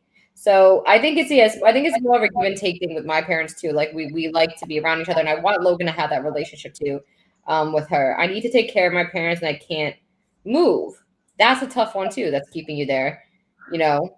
Yeah, so this is then the exchange you have to make. If this is where you have to decide what's more important to you, and it's okay whatever the answer is, but you have to be able to come to, this is just my humble opinion. If taking care of your parents is more important than whatever you might be sacrificing by, like, let's say it's you, like, I don't have time or the ability to take care of myself. If you're willing to exchange, and I'm not saying this is the case for you, Pineapple, I think that was Pineapple, right? Yes. I'm just entertaining. I'll give you hypothetical scenarios. I'm going to exchange my care for caring for others because they cared for me my whole life. Cool. Then you're coming at a compromise. You're probably not going to be able to take care of yourself the best that you can. Or maybe you can. I don't know. Or in your scenario, G, it's less about, you don't have to necessarily take care of your parents, but you want to be there and have that relationship, and you want to be in the environment that you're in. So then you have to say, okay, I'm going to accept what that does for my behaviors, for my actions, and saying, hey, maybe you don't have time to meal prep. Maybe getting to 100 pounds isn't going to be realistic for you. I'm just like, that's a weird number, but like, because it's also not healthy in my opinion. And I looked up your BMI, and you, even for your height, should be like right around like 110, 123, like, is what they recommend, which I also think is crazy. You could even be like, and it's a whole nother thing. But then we have to understand, what are the exchanges that we're making? What are we willing to compromise or share? And then understanding, like, okay, so I can't time meal prep. I'm going to buy those things. My gut health isn't going to be like 100% the good bacteria, which is not really ever going to happen. But even going back to your original point, like, gee, like, I think about with the kids too. Like, Ashley brought pastries into the house today because our parents, fun fact, my in-laws own a bakery. The irony is I run a health and wellness company, and my in-laws run a bakery. So I always think we help each other out. They like fatten people up, and I take off the fat. It's like a balancing act. But in a serious sense, like, I don't say, hey, Ash, we can't bring that into our house, because to your point, G, when they go to school, when they're in other environments, they're going to be exposed to it anyway. I want to give them the tools and the behavior patterns and the habits and the approach to it so they know how to handle that. Like, hey, cool. And that's the girls, they do a great job. They'll eat like, dude, I've never seen anyone do this. Tessa will take a bite of a Reese's and just walk away. And just like, I could never just take a bite of a Reese's and just walk. You know what I mean? Like, what? You just took a bite, girl. That's it? That's all you want? Like, I would be smashing all of them. But now I'm also going to only have two. But anyway, so I say all that, like, to say, like, we can have that and saying, okay, what if eventually in a little bit, Logan's going to be older where you can cook and bake with her and you get her involved in that. And that's how you empower her. And not saying you have to make all this stuff, and that she has to cook, because maybe she never wants to cook and whoever she's going to be with and her partner in life will cook. But giving them the tools and exposing, and maybe she'll just make straight up chocolate chip cookies. That's fine too. But giving her the tools, I think, is a valuable thing. And then letting them decide at a certain point. I also want to make I think it has to be done simply too, even with the cooking, back to the cooking thing, that if you say I don't know if your cookbook has the stuff for healthy gut or recipes are all for healthy gut or anything like that. Oh yeah. Oh, well, you got to give it to me then, so I know that hey, I'm making these bars, I know that it's healthy, not that I'm guessing and reading the ingredients. Is this natural? Is this not natural? Is this natural? This is not natural. I think it needs to be black and white and simple for people to understand. And I'm not saying your book's not. I haven't. No, I agree.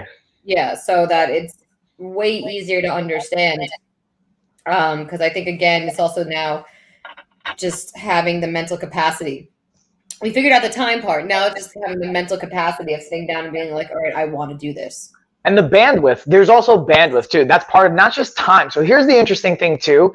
And that's why I think I can do 70, 90, 100-hour weeks, is because what I do, I love. I love every aspect of how I spend my week. I really wouldn't change a lot of it besides maybe just my kids having more of my full attention. But I just love what we're working on.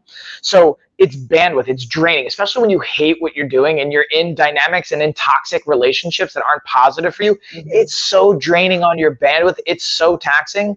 Yeah. And then hold on. Victoria just said, I just bought 12. This bundle is so good. What did I miss? What bundle? Are you talking about Reese's? No, I'm just kidding.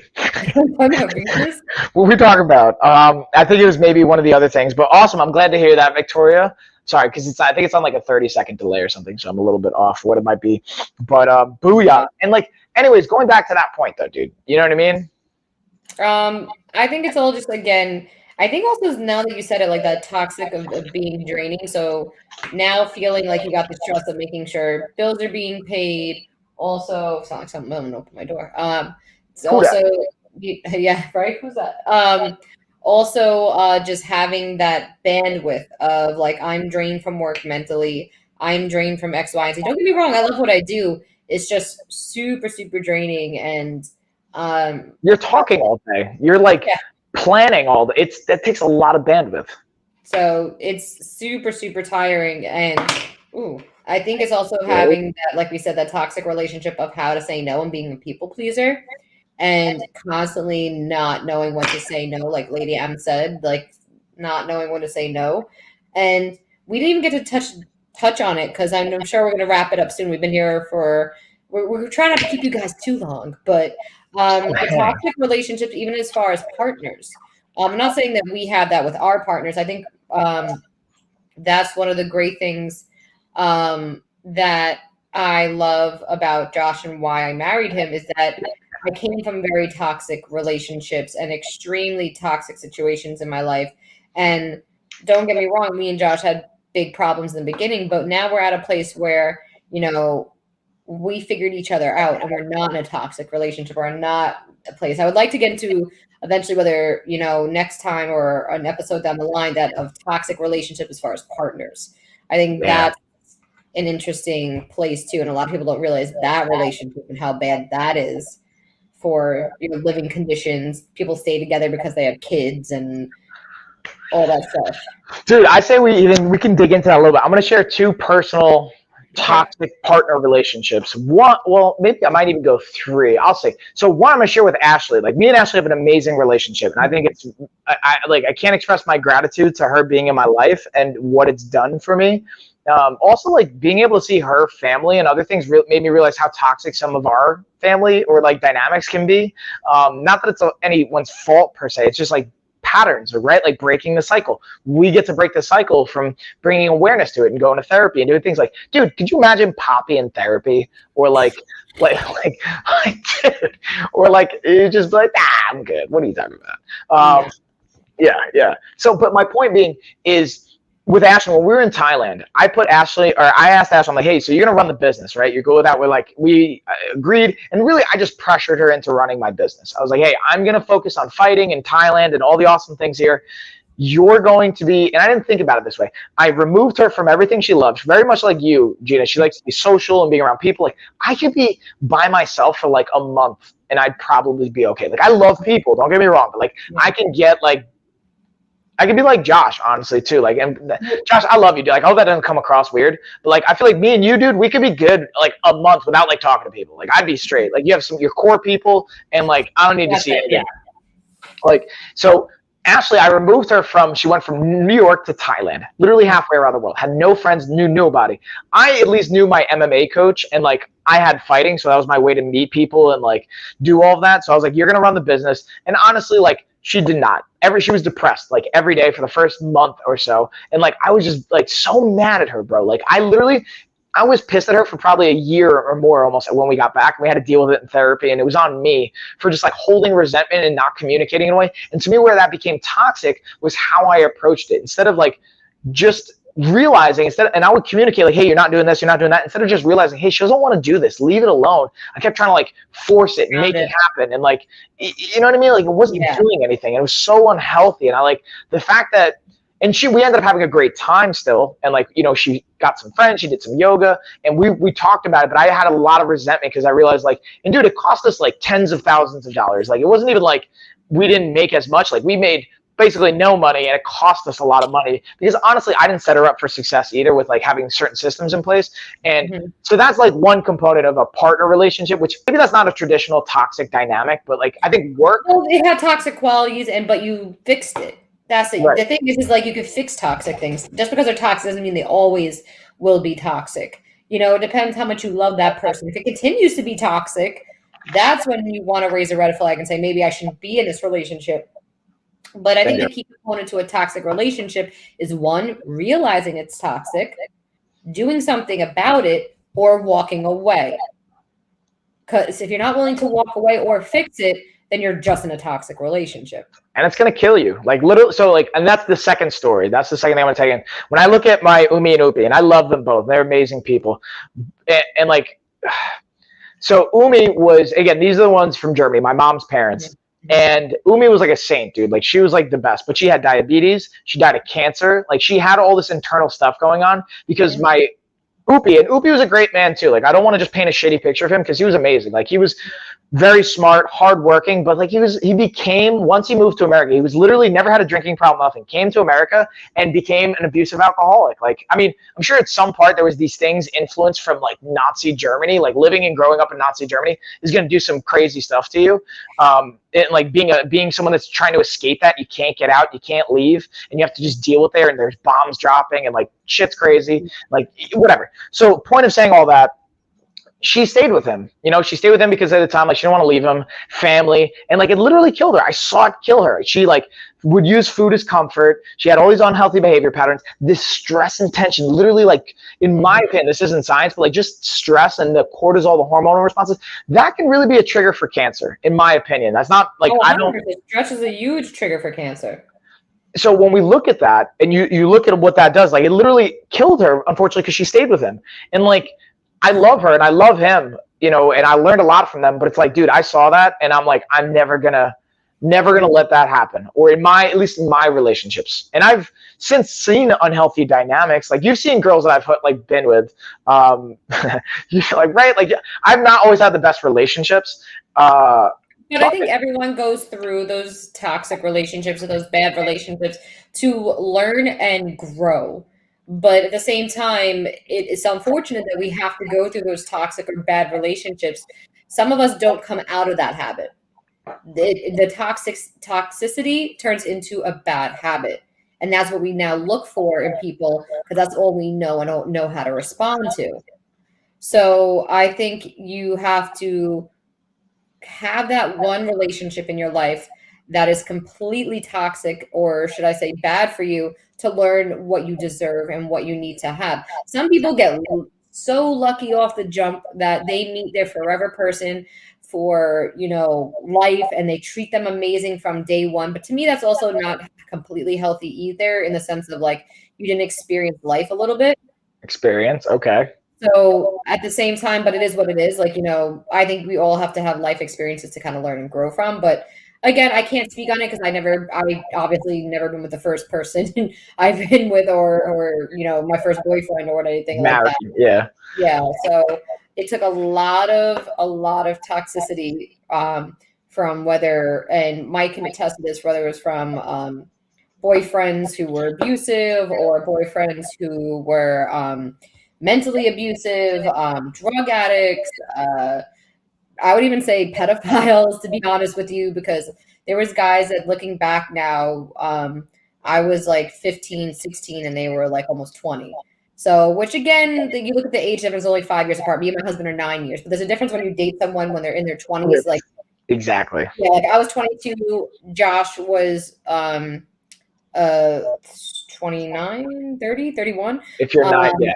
so I can't do math right now. So he was 30, 31. That's a different story opposed to like being 15, 16, and then being, dating a 20-year-old or who's about to be 20 or anything like that. So that is just creepy. But when you're that young too, your mindset isn't ready for that. You're mentally not ready to handle the maturity of a relationship. So you're just fighting toxicity with toxicity. You got two people, or at least me, who wasn't mature. And then you find now that's all you know because you learned that at age 15. Now you go into the next relationship. This is how a relationship should be. This is how people show love. Oh, I guess if he's not jealous, he doesn't care. Exactly. So when there is toxic relationship, even there is kids between the two, you have to give that one last test. And if it's not the life you want, that's when you put your foot down and say, I'm done, and move on and don't look back. 100%. But it's always easier said than done. I had the strength when I got older to walk away when I say older, I was like 18, because it was on and off for years. Yeah. And then I found out he was just like, once he got older, when I say older, he was in his like mid-20s. He was still sleeping with high school girls, so that just freaked me out. And besides the fact that, like, even look at abusive, toxic relationships, people run back to their abuser 24/7. That's a mental issue. That's another level of toxicity. Stockholm syndrome. There you go. I couldn't think of the word. And just you don't know any better. And even if you do know better, having the confidence to know that you deserve better and walk away is definitely something extremely hard. Oh, definitely it's hard. You need a good support system. I think that's key too. And that's if you look at what they do. I'm sorry, G, like you speak to this maybe more, but like they try to isolate you from like family. They'll try and like say like, oh, like they just, for what I've seen in like just like academic pursuits, but like also personal experience, is they'll try and like get you away from any support system you could have. Also, they gaslight you a lot, and then they manipulate you, and that you need them, or that they love you, and that if they're going to change, and blah blah blah. And it's having the strength of just doing it, and whether you have that support system or not. Because I was so young that obviously I still live with my parents, and they said to you blue in the face, don't date him, or he's not allowed here, you're not allowed there, blah blah blah blah blah. But you find a way no matter what. So being like that doesn't also help either. But there's no right or wrong answer. It's just having the self-confidence eventually to walk away. And when you get out, to now use that information for your next relationship on what not to do in toxic relationship, how to avoid a toxic relationship, and what red flags to use. Like I said, you and Ashley went through a period that was tough. Me and Josh went through the same thing. And me and Josh broke up at one point. We were broken up when we were dating in the beginning for 8 months almost. Trying to like remember this stuff. There's certain dynamics I don't always remember. I remember you came. That's how I first met Ashley. You came over with Ashley. We all went on a walk. That's when me and Josh broke up with me because he told me I was too nice. My husband told me I was too nice. And he didn't trust me. Well, you also, and that's so. Oh, so this is a great point. Yes, and so when you think about it, it's like it's not always maybe their fault. This is also a weird thing to say. It's not always some of their fault. It's maybe their life experience and what they know. So like, like let's take Josh for example. Like, Josh didn't have like a super friendly upbringing. You know what I mean? To put it like lightly. So when someone's nice to him, he's like, all right, dude, you like rob me, take advantage of me? Like I don't like 100% know that's his thought process, but like if you imagine this stress response system that he has and what he's like lived through, to understand that doesn't, and in other situations when like you live through like abuse too, right? Like, so that's like another, I talked to my mother-in-law because she's also a social worker, has her master's in psychology and social work and all that fun stuff. Roro. Yeah, Rose. Shout out to Rose. I was talking about like, the potential pattern of like abuse to be repeated, and she's like, it's actually not that high statistically when you like look at it, and it's like it broke like this preconceived notion for me. But it's still that dynamic of like holding a person accountable, regardless of fault or not, is not your fault, but it's your responsibility. Again, like I'm not going to accept that. And then like looking at it, but to your point, like, sorry, G, go back to it. I just like went on a whole tangent, but that fits all right in. It definitely, and Pineapple just said it takes time. I think time is a healer of all things. I was also someone who always wanted to be in a relationship. And I think that goes through the whole breaking of cycles thing that we said last time, that I had this notion of, they were teaching you that women, your relation, like how, like your form of love is jealousy, or, you sleep with someone and then, they love you automatically. And then that's that notion in your head. And then you're kind of stuck on that. But I think it was having to get out of that mindset, out of that cycle, to eventually realize what a non-toxic relationship looks like. And like I said, me and Josh, we broke up at one point, before getting back together. Like I said, he broke up me. He said I was too nice. He didn't trust me because I used to buy his friends drinks when we go out. So like that's the polite thing to do. If I'm going to the bar, hey, would you like a drink? Or his manager got in his head and told him that I wasn't, a good person or something, or I was hitting on him, or I don't remember exactly what it was. But he broke up with me, and I was devastated because I knew Josh was the guy I was going to marry from like the 3 months after we were dating. So I swear on my life, I said to my mom, like, I know I'm going to marry this guy. And then he broke up with me. I was devastated beyond belief. I blocked him on everything. Went on probably what they call like okay, I know this is going to sound wrong. When they say she goes through her hoe phase, but I wasn't sleeping around. I just went out and partied a lot. Like I went out to nightclubs. Yeah. I was going out all the time. Just so you could post on social media and shit. Yeah, exactly. And I blocked him on everything until one day I decided to go check him on Twitter, because I didn't have him blocked on Twitter. And I think he responded to something I posted, and it just started like a conversation. And we started hanging out, but I told him I didn't trust him because he broke my heart already once, and da-da-da-da-da. And then I made him gain my trust back, because I'm like, how am I know you're not going to do this again to me, and da-da-da-da, all this stuff. So, and then after 3 months of us talking, or a couple months after us talking again, he was moving in with his dad. And then that didn't work out because he has a really bad relationship with his parents, talking about toxic relationships. He could be on here talking about that for days. He doesn't speak to either of his parents right now. He moved in with me and my parents. So that was fun for a while. My dad wasn't happy about that. Can I tell you just really quickly, though? So when Josh moved in with us, my dad made us, we weren't allowed to fall asleep in the same bed. Josh was asleep on the floor. Mind you, we've been dating over a year at this point, and I'm well into my 20s. And he made Josh sleep on the floor the entire time he lived with us. Uncle T, bro. And the door had to be open, too, at all times. Of course. But mind you, we fell asleep once, right?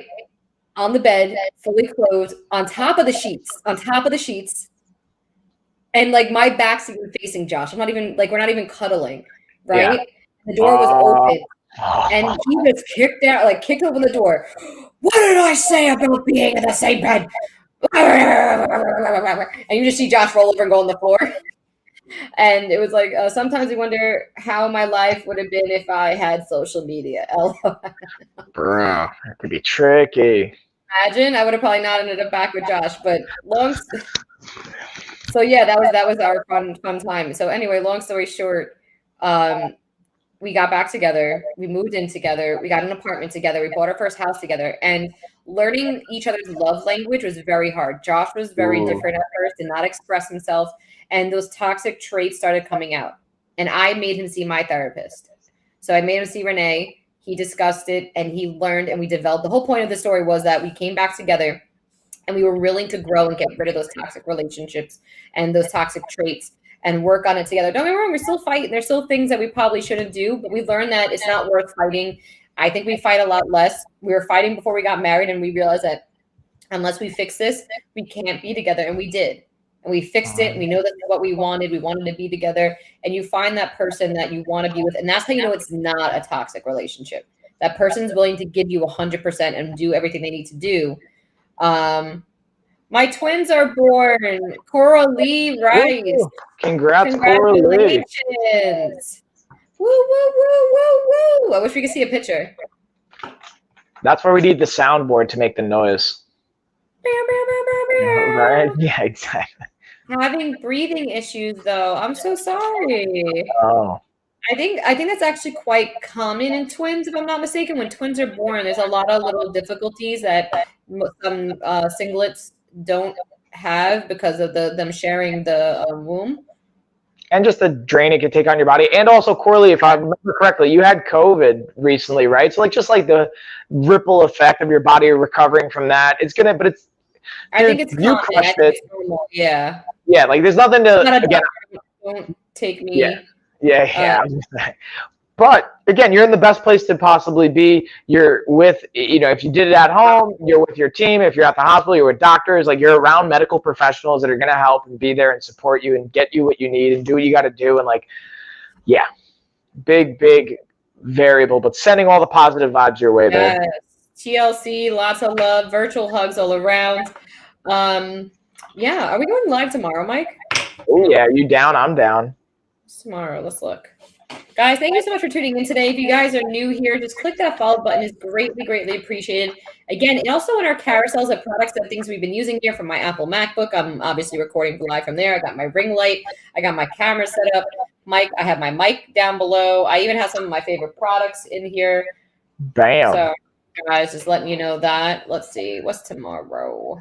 Tomorrow's Thursday. And then also, hold on. I got a comment from Rihanna, and she's saying, and swallowing the pride to accept the help that is there, exclamation point. That was 8 years ago. I was in a very abusive relationship that led to addiction and abuse and had 3 kids. I had family for support, but could not stay with them. But I wanted more than family, the real friends. Hold on, I'm going to read it from here. Hold on. But I wanted more than family. The friends I had were not real, and I didn't want to go to a shelter. Of course, I had my wake up, losing everything myself, my kids, my home. Eventually, I went to a shelter and got everything back, and I used to always give my advice to my friends that went through it before I ever did. Said I'd never be that girl, and I was that girl. Definitely tough, but I'm definitely wiser. And yeah, like, kudos to you for thanks for being able to share and just like being transparent. Like, kudos to you for, that's the thing, man. It's not about, that's why, like, this is going to sound weird, but like, I don't like doing business or doing deals with people unless I train with them, because like, it's facing adversity. Like, it's not about, what you think, and when you're in that situation, it's like what you do afterwards. Because you also could have quit, you could have OD'd, you could have done things to, like, quote unquote, go a different route, but you decided to do the things that you can control. And when you were ready, be in a position, do what you have to do, and get your kid and get your family and get that back, and be the person that you are today because of that. So like, I don't know, like, kudos to you, homie, for working through that. 110%. So I hope you feel better. I hope you feel better that you got into a place where your life you're able to talk about it, because I think that's the biggest thing for me, especially coming from an abusive relationship before Josh. That being able to talk about it and not being ashamed of it, because I'm not ashamed of anything I've been through in my past or anything I've done.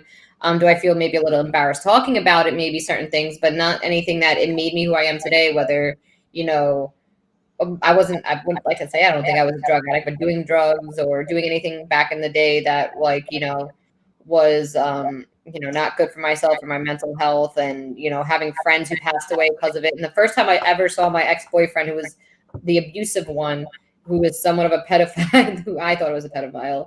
I'll call him the pedophile. It sounds so wrong to say I dated a pedophile. But the first time I saw him after, like, everything, or did I say, like, the most time I spent in a room with him since everything that we broke up, was at one of my best friend's funerals. And we were in the same room together, and he was there. And Coralie wrote, hold on, not to completely change subjects, but I am a pediatrician, so I know it's pretty well what's going on with them. Even though I am a baby doctor, they won't tell me everything, so I can try to help. It's making me mad, and I want to see my kids. I got to hold them once, and I have anxiety because I am not getting skin to skin time, and I am mad. I'm so sorry, Coralie. That's horrible. I mean, the only thing you can do, I guess, is trust the process. If there's a reason they're doing whatever they're doing, I'm sure it's for your health and for your benefit. Try to stay positive. I know it's really, really tough. When I gave birth to Logan, I wasn't able to hold her right away because I was shaking from the epidural. They wouldn't let me hold her because they were scared I was going to drop her. So I totally understand. It was a little bit of time after I gave birth that I was able to hold her right away. It was the same day, but try to trust your doctors. Try to, know that you're doing the best you can and that they have your best interests at heart. And thanks for sharing and just like bringing that here. And that's like, dude, I just want to highlight this. This is why, like, I think it's so amazing that I truly consider this like a community we're building, right? Like you guys being willing to share that kind of stuff, like, I don't know, it means a lot. I appreciate that. Even maybe more so than when you guys tune in for the regular streams too, which we always appreciate the support and trusting us, our perspective on products and whatnot. But even just that dynamic of being willing to share that kind of stuff in this kind of space. Yeah. Thanks. Coralie, I know it's tough, and I'm so sorry you're going through that. Try to stay as positive as you can. I'm so sorry. And like I said, try to think, all right, they're doing the best they can. They're trying to help me. Try not to be mad. I know it's hard. Especially being, I don't know if this is your first pregnancy, birth, or if you have multiple kids, but it was hard for me. Their names are Vivian and Charlotte. Oh, well, welcome to the world, Vivian and Charlotte. Beautiful. Bootyful. I love those names. Are they identical? I want to know if they're identical. I'm kind of curious. Or are they fraternal? It's like, I need to know. I need to know. Trying to think what else, because you said some really good points there. That was like, but dang, I don't know. Vivian came out a minute and 16 seconds apart. Oh, wow. Did you end up having a C-section or was it natural? All the questions here. Yeah, I'm curious. if they're identical and if she gave natural, because twins are hard. Not a lot of moms do natural births for twins. It's actually not as common as people think. They're more likely to have a C-section than they are natural birth, if I'm not mistaken. I could be wrong, but I feel like I read that somewhere. Oh, excuse me. That's why we asked Coralie. She's the pediatrician. She's got insight here. Tell us what's up. No, I'm just kidding. You're just trying to probably chill after having bringing two amazing lives into this world. So isn't that crazy? Just think about that for a second, Matt. Like, so we think about, so here, especially for the women out there, your relationship with your body, like, here's the crazy thing, Jay, you can produce people. You make people. Like, I think that's such a crazy thing that, like, maybe, I don't know how this ties into like your relationship with your body, but like maybe when you're looking at it and you're not always 100% positive, everything, be like, this made Logan. It helps a little bit. I don't think there's anything that really helps when you have that negativity. You try to just be like, I want to feel good. And it sucks because I want to have that good relationship with my body. Because like you said, it produced Logan. It got my husband, for being realistic. It got me to where I am today, this hunk of trunk. But here's even that. We have to work on even how you, that's like thought distortion right there. That's a perfect example of like cognitive behavioral therapy dynamics of like, see how you referred to yourself in that capacity? Like, and then the psychology of this is if you define yourself as a hunk of chunk, it won't be surprising when you make a choice that like, oh, I'm going to have a piece of cake right before I go to bed because a hunk of chunk would do that. Or I'm just like, you know what I mean? I know what you mean. And that's another thing where I'm saying, like, I don't want to do that to Logan. Exactly. Oh, what would be a great topic? What would be a great topic, Pineapple? Coralie said, yes, they are identical. I had a natural. I am a fraternal twin. Oh, so twins run in your family. You're more likely to have twins if twins run in your family. Oh, that's awesome. Identical. I'm so like, what do you do to tell them apart? Like, do you put like name tags on them around their wrists? I know moms do that. I know actually moms who like use what did they say they used to do?